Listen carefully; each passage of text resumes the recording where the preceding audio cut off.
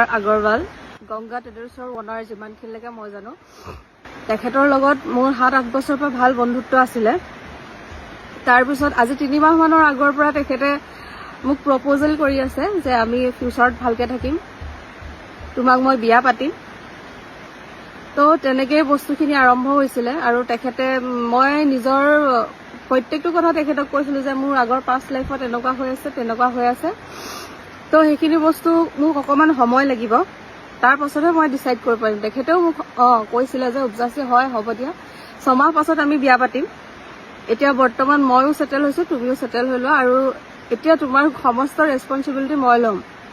আজি গংগা ট্ৰেডাৰ্ছৰ যদি অনাৰজনে মোক তেনেকৈ কয় যে হয় ৰেছপনচিবিলিটি লৈছোঁ, ছোৱালী এজনী ময়ো ভালেই পাইছোঁ, আজি যি হ'লেও মাৰোৱাৰী সম্প্ৰদায় হ'লেও মই বিয়া হ'ম, সেইবুলিয়ে মই আছিলোঁ, বিয়া হ'ম তেখেতৰ লগত। ভাল ল'ৰা হয়, ল'ৰাজন আচলতে ভাল, মই তেনেকুৱা ভাবি আছিলোঁ।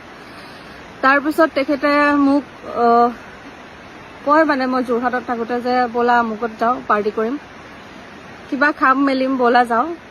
তেনেকুৱাকৈ তেখেতে মোক বহুত জেগালৈ লৈ গৈছে। তেখেতে তাত পইচা কি দিছে কি নাই মই সেইবিলাক নাজানো, দিছে আমুক দিছে, তুমি টেনশ্যন নল'বা মই কৰি আছোঁ চব, তেনেকৈ বুলি কয়। তাৰপিছত এতিয়া মই যিমানটো শুনা পাই আছোঁ তেখেতে ঘৰৰ পৰা পইচা চুৰ কৰি, সোণৰ বস্তু চুৰ কৰি সেইখিনি কৰিছে, সেইখিনি মই নাজানো।